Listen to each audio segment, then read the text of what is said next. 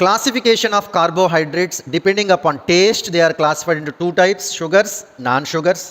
Sugars are nothing but all monosaccharides, all oligosaccharides, whereas polysaccharides are non-sugars. Example in polysaccharides: starch, cellulose.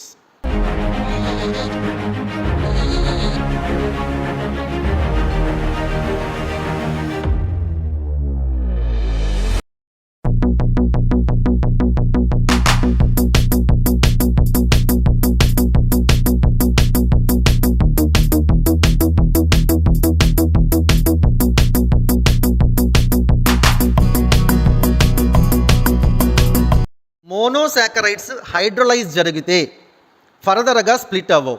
వాటికి ఎగ్జాంపుల్సే glucose, fructose, mannose, galactose. Disaccharides hydrolyse జరిగితే they divide into two parts. Example తీసుకున్నాను sucrose, glucose, fructose. Up to 10 parts వరకు divide అయితే మనం oligosaccharides అంటాం, 2 to 10. Poly అంటే above 10 to ఎన్నైనా ఉండొచ్చు. స్టార్చ్, సెల్యులోజ్ ఇవన్నీ కూడా n నెంబర్ ఆఫ్ యూనిట్స్ని రిలీజ్ చేస్తాయి when they hydrolyse. Sugars are again classified into two types depending upon which factor. The sugar which can reduce Tollens reagent, the sugar which can reduce Fehling's reagent. Tollens రియేజెంట్తో reaction చేస్తే silver mirror form అవ్వాలి, Fehling's రియేజెంట్తో reaction చేస్తే red colour precipitate form చేయాలి. అలా చేస్తే అది reducing sugar. If not, it is non reducing sugar. Monosaccharides are reducing sugars. Disaccharides కూడా రెడ్యూసింగ్ షుగరే, but only one exception is there, sucrose. ఎందుకో చెప్తాను. సుక్రోజ్ ఎందుకు షుగరే కానీ నాన్ రెడ్యూసింగ్ షుగర్ ఎందుకు అయిందో నేను చెప్తాను ఇప్పుడు మీకు. The most important question, why sucrose is a non reducing sugar? It is sugar but it is non reducing sugar. Actually, when it hydrolyzes, it produces two products, two monosaccharides. One is alpha D glucose, other one is beta D fructose. Actually, what is the functional group in glucose? Aldehyde. What is the functional group in fructose? Ketone. ఈ functional గ్రూప్లే మనకి టోలెన్స్ రియేజెంట్ని కానీ failings రియేజెంట్ని కానీ reduce చేస్తాయి. ఇక్కడ ఏమవుతుందంటే the glycosidic linkage C1 carbon of glucose and C2 carbon of fructose ఏవైతే functional గ్రూపులు ఉన్నాయో, ఏవైతే రెడ్యూస్ చేస్తాయో ఆ ఫంక్షనల్ గ్రూపులు ఉన్న కార్బన్లు గ్లైకోసిడిక్ లింకేజ్లో బైండ్ అయిపోతాయి. అక్కడ పనిచేసే వాళ్ళు ఇందులో ఆల్డిహైడ్, అందులో కీటోన్. ఆల్డిహైడ్లో కార్బన్ ఉంది, కీటోన్లో కార్బన్ ఉంది. ఈ రెండు కార్బన్లు గ్లైకోసిడిక్ లింకేజ్తో బాండ్ అయిపోతే మరి అక్కడ వర్క్ చేసేది ఎవరు? టోలెన్స్ రియేజెంట్ని, ఫెయిలింగ్స్ రియేజెంట్ని రెడ్యూస్ చేసేది ఎవరు? So that's why no chance. So why it is non reducing sugar అంటే the main reason is the glycosidic linkage of C1 carbon from alpha D glucose and C2 carbon from beta D fructose.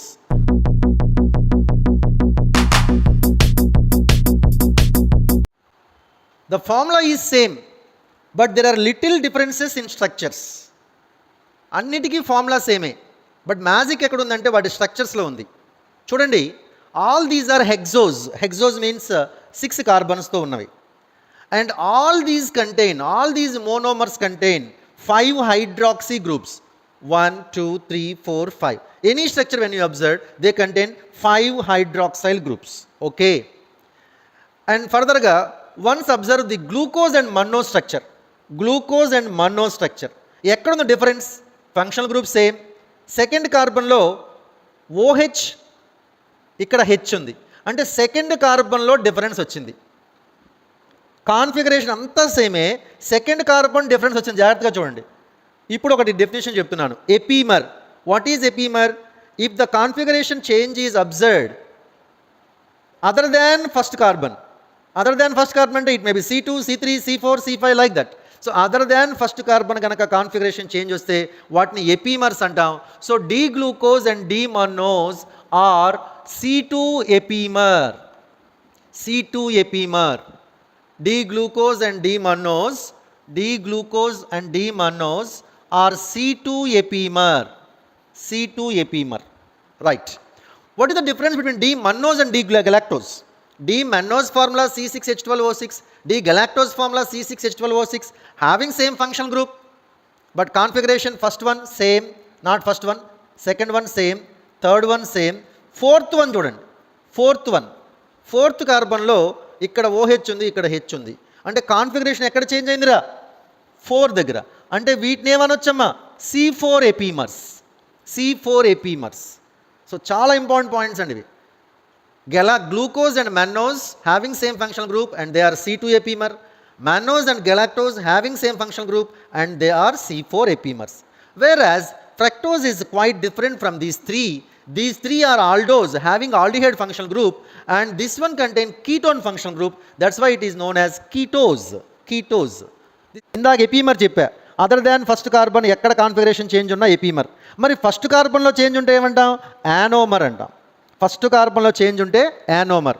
ఇక్కడ చూడండి, alpha D glucose ఇది first carbon, ఇక్కడ OH ఉంది right hand side, ఇక్కడ ఏమైంది? H ఉంది. అంటే first కార్బన్లో change ఉన్నాయి కాబట్టి ఈ రెండిటిని మనం ఏమన్నాం అనమాట? యానోమర్స్. అంటే ఇంకా C1 అని రాయవసరలా, C1లో చేంజ్ ఉంటేనే యానోమర్ అంటాం. అదర్ దాన్ C1 ఉంటే ఏమంటాం మనం? Epimers. Mutarotation is observed in reducing sugars. Glucose is a reducing sugar. So ఇక్కడ మ్యూటా రొటేషన్ ఏంటంటే, గ్లూకోజ్ తీసుకున్నాం, గ్లూకోజ్ కాన్సన్ట్రేట్ సొల్యూషన్ని 30 degrees దగ్గర క్రిస్టలైజేషన్ చేస్తే మనకి ఆల్ఫా డి గ్లూకోజ్ వస్తుంది. అదే గ్లూకోజ్ యొక్క హాట్ యాక్యువస్ అంటే వాటర్ కలిపాం, యాక్యువస్ సొల్యూషన్ని 98 degrees దగ్గర కనుక మనం క్రిస్టలైజేషన్ చేస్తే బీటా డి గ్లూకోజ్ వస్తుంది. అలా గ్లూకోజ్ని alpha D glucose, beta D గ్లూకోజ్గా మనం తయారు చేస్తాం. దీనికి స్పెసిఫిక్ రొటేషన్ ఉంటుంది స్టీరియో కెమిస్ట్రీ ఆప్టికల్ ఐసోమెరిజంలో. మామూలుగా గ్లూకోజ్గా ఉంటే ఎంత ఉంటుంది? అది 52.5 degrees. If it convert to beta D glucose, it rotation decrease to 19.2. And if it converts to alpha D glucose, it's rotation, specific rotation increased to 11 degrees. Finally, muta rotation is nothing but it is the tendency of changing their specific rotation to the original equilibrium specific rotation. అంటే 19.2 ఉన్నది 52.5 అవడా try చేస్తుంది, 111 degrees ఉన్నది 52.5 అయిపోవడానికి try చేస్తుంది.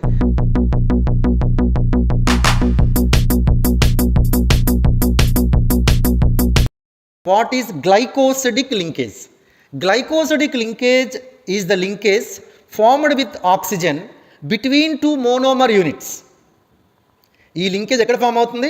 2 monomer units మధ్య ఒక ఆక్సిజన్తో form అయితే దాన్ని గ్లైకోసిడిక్ లింకేజ్ అంటాం. గ్లైకోసిడిక్ లింకేజ్ అనేది సుక్రోజ్ తీసుకుంటే, సుక్రోజ్ అంటే ఏంటన్నా? What is the combination of sucrose? Alpha D glucose and beta D fructose.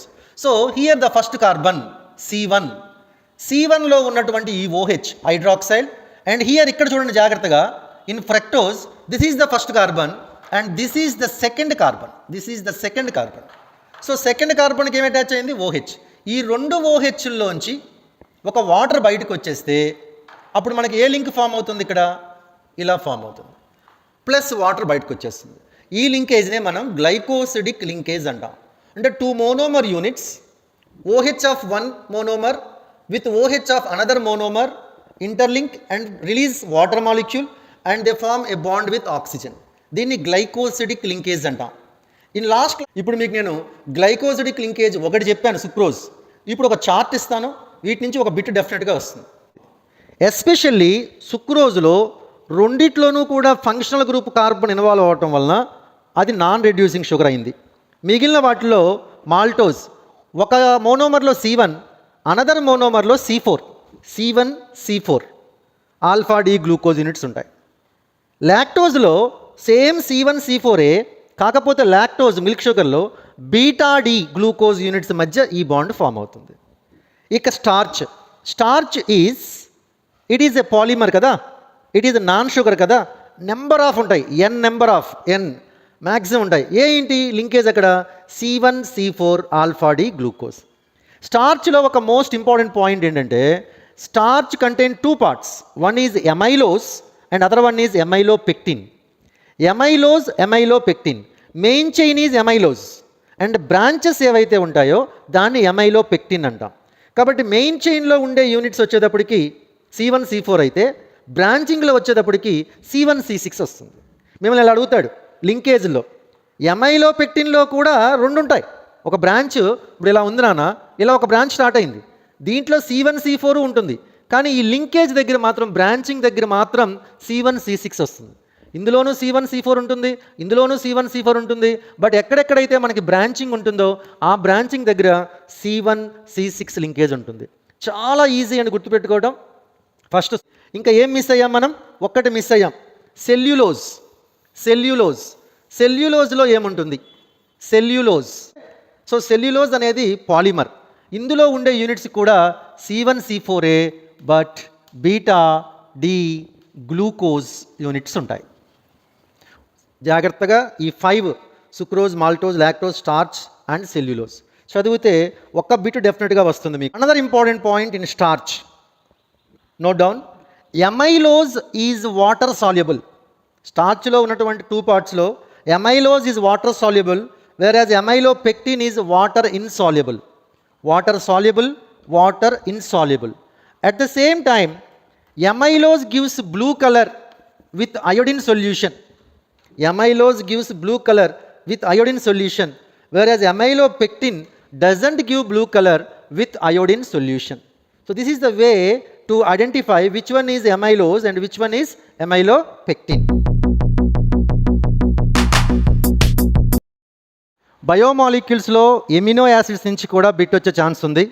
ఇందులో ఫస్ట్ ఇక్కడ మనం క్లాసిఫికేషన్ ఆఫ్ ఎమినో యాసిడ్స్లో main classification depending upon acid group అలాగే base group. There are 3 types. One is neutral amino acids. Neutral అంటే ఒక amine group ఉంటుంది, ఒక acid group ఉంటుంది. గ్లైసిన్, ఎలనైన్ దానికి ఎగ్జాంపుల్ చెప్పుకున్నాం. Whereas glycine is simple amino acid. Aspartic acid, ఇందులో ఇది ఎసిడిక్ నేచర్ ఎందుకు ఉంటుంది? దీంట్లో carboxylic groups more when compare with amine group. Similarly, glutamic acid and basic amino acids, when you observed, which contain more amine groups, that is lysine and arginine. Which of the following amino acid contains secondary amine group అంటాడు? Primary amine group means NH2. But ఇక్కడ చూడండి, proline తీసుకుంటే మీకు there is secondary amine group. Mixing of 3 amino acids. ఏమేమి ఉన్నాయో 3 ఒకసారి చూడండి. Alanine, glycine, alanine. 2 amino acids attach చేసినప్పుడు ఇందులో ఉన్న OH గ్రూపు, ఇందులో NH2లోంచి ఒక H కలిసి ఒక వాటర్ మాలిక్యూల్ బయటకు వచ్చేస్తుంది. ఈ బాండ్నే మనం పెప్టైడ్ బాండ్ అంటాం. So the bond formed between 2 amino acids is known as peptide bond. Another classification depending upon peptide bonds. For suppose there are 2 to 20 peptide bonds, అంటే 2 to 20 ఎమినో యాసిడ్స్ మిక్స్ అవడం ద్వారా వస్తాయి కనుక వాటిని oligopeptides అంటాం. 20 above or 20 to 100 amino acids combination వలన వస్తే దాన్ని లాంగర్ పెప్టైడ్ అంటాం. అబౌవ్ 100 ఎమినో యాసిడ్స్ కంబైన్డ్ అయ్యి ఒక పెప్టైడ్ బాండ్స్ ఫామ్ చేసినాయి అనుకోండి, దాన్ని పాలీపెప్టైడ్ అంటాం. The most important concept is the polypeptide bond contain chain. Polypeptide chain అంటే ఒక పెప్టైడ్ చైన్లో 100 ఎమినో యాసిడ్స్ కంటే ఎక్కువ సీక్వెన్స్ ఉంటే that gives us protein. So what is protein? Protein is a polypeptide chain. What is zwitter ion? If amino acid when dissolve with water or when react with water, water is a polar solvent. So due to its polarity ఇక్కడ మనకి H+ ion break అయ్యి NH2కి add అయితే అప్పుడు NH3+ and COO-. చూడండి, ఒకే అయాన్లో 2 అయాన్లు ఉన్నాయి, ఒకే కాంపౌండ్లో 2 ఛార్జీలు ఉన్నాయి. డైపోలార్ అయాన్ అన్నాం దీన్ని. ఈ డైపోలార్ అయాన్నే జ్విట్టర్ అయాన్ అన్నాం. అయితే ఒక పర్టిక్యులర్ pH దగ్గర at a particular pH even though it contain dipole, 2 రకాల ఛార్జీలు ఉన్నప్పటికీ కూడా ఒక పర్టిక్యులర్ pH దగ్గర ఆ జ్విట్టర్ అయాన్ అనేది ఎటువైపుకి అట్రాక్ట్ అవ్వదు. అంటే టువర్డ్స్ యానోడు అట్రాక్ట్ అవ్వదు, టువర్డ్స్ క్యాథోడు అట్రాక్ట్ అవ్వదు. అలాంటి పర్టిక్యులర్ pHనే అన్నారు isoelectric point. So what is isoelectric point? At a particular pH the zwitterion doesn't move towards cathode or towards anode. So ఇలాంటిది neutral, మీకు ఇందాక మనం చెప్పుకున్నాం న్యూట్రల్ ఎమినో యాసిడ్స్ అని. For neutral amino acids the isoelectric point is 5.5 to 6.3 ఉంటుంది, nearly 5.5 to 6.3. What are essential amino acids? The amino acids which cannot prepared in our body, which cannot synthesize in our body, మన బాడీలో synthesise అవ్వవు కాబట్టి ఇవి essential, బయట నుంచి తీసుకోవాలి, అవి మన బాడీకి కావాలి. కాబట్టి త్రూ ఫుడ్ మనం ఏవైతే తీసుకోవాలో వాటిని ఎసెన్షియల్ అన్నాం. ఆ ఎసెన్షియల్లో లూసిన్, ఐసోలూసిన్, లైసిన్ ఇలా రాసుకుంటే మీకు గుర్తుండిపోతాయి. Leucine, isoleucine, lysine, arginine, threonine, methionine, histidine, phenylalanine, tryptophan. ఈ నేమ్స్ మనం గుర్తుపెట్టుకుంటే డెఫినెట్గా ఒక bit which of the following is essential amino acid అంటాడు. సో ఈ మోడల్ మీరు చేయొచ్చు. ఇవి కంపల్సరీగా ప్రిపేర్ అవ్వండి.